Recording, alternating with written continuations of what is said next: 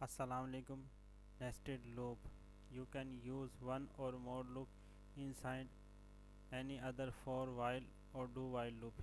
यानी आप for while loop और do while loop में एक और loop इस्तेमाल कर सकते हैं. If a loop exists in the body of another loop then it is called nested loop. यानी एक loop की body में दूसरे loop अगर मौजूद हो तो इसको हम नेस्टेड लूप कहते हैं. The inner nested loop is completely executed every time for each repetition of outer loop. यानी आउटर लूप की हर रिपीटेशन पर, हर इटरेशन पर इनर लूप कम्प्लीटली एग्जीक्यूट होता है. इसको समझने के लिए मज़ीद हम एक प्रोग्राम से समझते हैं. इसको देखते हैं. यहाँ पर प्रोग्राम बनाने के लिए हमने डेव C++ का टेक्स्ट एडिटर ओपन कर लिया है और ये आपका मेन का फंक्शन है. इसमें हम सबसे पहले दो वेरिएबल डिक्लेयर करेंगे आई और जे के नेम से. फिर उसके बाद हम फॉर का लूप इस्तेमाल करेंगे. फॉर का लूप आई, इसमें आई हम इनिशियलाइज़ करेंगे सबसे पहले. तो फिर उसके बाद आई इज़ टेस्टिंग, हम टेस्टिंग कंडीशन रखेंगे. I is less than is equal to 5. यानी और हर मर्दा आई की वैल्यू में एक का इजाफा हो जाएगा. यानी ये लूप रिपीट होगा 5 टाइम्स. और इसमें हम यहाँ से आपका ये फॉर का लूप शुरू हो जाता है. फॉर की लूप की बॉडी शुरू हो जाती है. इसमें हम सबसे पहले एक मैसेज डिस्प्ले करवाएंगे, रो नंबर, और फिर उसके बाद हम आई की वैल्यू डिस्प्ले करवाएंगे. और फिर उसके बाद एरो का निशान.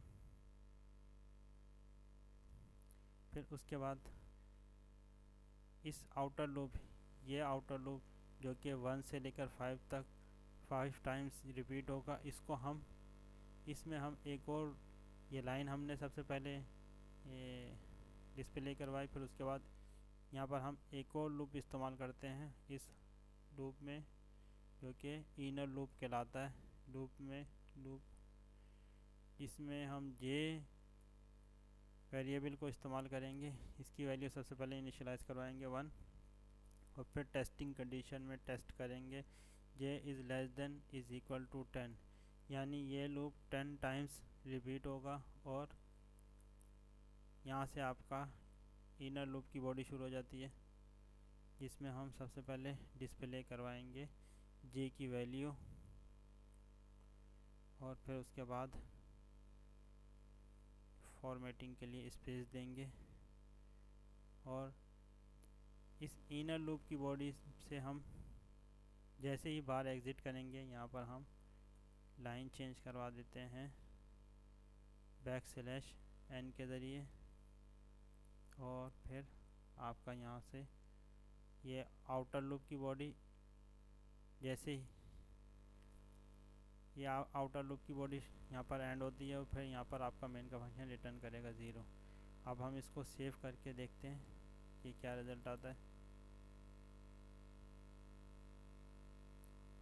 कोई एरर नहीं है, ना ही कोई वार्निंग है. अब हम इसको रन करते हैं. देखें, रन करवाने पर ये इसने आउटपुट आपकी मॉनिटर स्क्रीन पे जनरेट किया है. इसको समझते हैं हम. जब हमने लाइन नंबर 7 में हमने दो वेरिएबल डिक्लेयर किए आई और जे के नेम से. फिर उसके बाद हमने लाइन नंबर 8 पर एक लूप यूज़ किया जो कि 5 टाइम रिपीट होगा 1 से लेकर 5 तक. और फिर उसके बाद यहाँ से आपका जो कि आउटर लूप है, फिर आउटर लूप की बॉडी शुरू हो जाती है. फिर इसमें हमने एक मैसेज डिस्प्ले करवाया. जैसे ही ये लूप में कंट्रोल एंटर हुआ तो इसने ये मैसेज डिस्प्ले करवाया रो नंबर. और फिर आई की वैल्यू 1 थी तो इसने 1 डिस्प्ले करवाया. फिर उसके बाद ये एरो डिस्प्ले करवाया ये आपकी मॉनिटर स्क्रीन पर. फिर उसके बाद नेक्स्ट लाइन पर जब इसने कंट्रोल पास किया तो इसको एक और लूप मिला जो कि जो रिपीट होगा 10 टाइम्स, यानी 1 से लेकर 10 तक. और फिर उसके बाद फर्स्ट इटरेशन पे इसने आई की वैल्यू 1 यहाँ पर डिस्प्ले करवाई 1. फिर उसके बाद ये बॉडी एग्ज़िट करता है, फिर उसके बाद दोबारा से इसको रिपीट करता है। हर मरतबा आई जे की वैल्यू इंक्रीज़ होती जाती है और ये डिस्प्ले करवाता रहता है यहाँ तक कि जे की वैल्यू 10 हो जाती है। फिर 10 होने के बाद 11 होती है, 11 में कंडीशन फॉल्स होती है। फिर उसके बाद ये एग्ज़िट करेगा और फिर इनर लूप की बॉडी से एग्ज़िट करने के बाद जो नेक्स्ट स्टेटमेंट होगी इस लूप की बॉडी के बाद, तो उसको एग्जीक्यूट करेगा। यहाँ पर इसने कंट्रोल पास किया नेक्स्ट स्टेटमेंट पे, जो कि लाइन नंबर 15 पे। तो ये है लाइन चेंज की बैकस्लैशन। यहाँ पर जब 10 इसने प्रिंट करवाया, फिर उसके बाद इस स्टेटमेंट के ज़रिए लाइन चेंज की और फिर आउटर लूप की नेक्स्ट इटरेशन को इसने रिपीट किया इसने। और फिर ये मैसेज डिस्प्ले करवाए, यहाँ पर आई की वैल्यू 2 हो गई तो ये 2 डिस्प्ले करवाया। और फिर उसके बाद ये एरो डिस्प्ले करवाया। फिर उसके बाद फिर ये 4 का लूप फिर 10 टाइम्स इसने रिपीट करवाया, जो आपकी मॉनिटर स्क्रीन पर है 1 2 3। सेकेंड रो में ये 10 डिस्प्ले करवाया। फिर उसके बाद इसने लाइन चेंज की, लूप की बॉडी से एग्ज़िट किया और फिर नेक्स्ट स्टेटमेंट जो कि लाइन चेंज की, सेकेंड रो में इसने लाइन को चेंज किया। और फिर उसके बाद इसने आउटर लूप को की थर्ड इटरेशन को इसने रिपीट किया, थर्ड टाइम इसने रिपीट किया। आई की वैल्यू 3 थी और फिर यहाँ पर इसने थर्ड रो को डिस्प्ले करवाया आपकी मॉनिटर स्क्रीन पर। अच्छा, यहाँ पर हम देखते हैं कि हर आउटर लूप की ये शो करता है, आपकी आउटर लूप रो शो करती है आउटर लूप को, और ये कॉलम रो नंबर जो कि 1 2 3 4 5 है ये शो करती है आउटर लूप को। और ये 1 2 3 4 5 6 7 8 9 10 ये शो करता है आपको इनर लूप की। हर इटरेशन पे आउटर लूप की एग्जीक्यूशन पे इसने इनर लूप कंप्लीट एग्जीक्यूट करवाया आपकी जो हमने डेफिनेशन देखी थी उसके मुताबिक। इसी तरह सेकंड इटरेशन पर इसने फिर इनर लूप को एग्जीक्यूट करवाया कंप्लीट। इसी तरह थर्ड इटरेशन पर इस इनर लूप को कम्प्लीटली एग्जीक्यूट करवाया।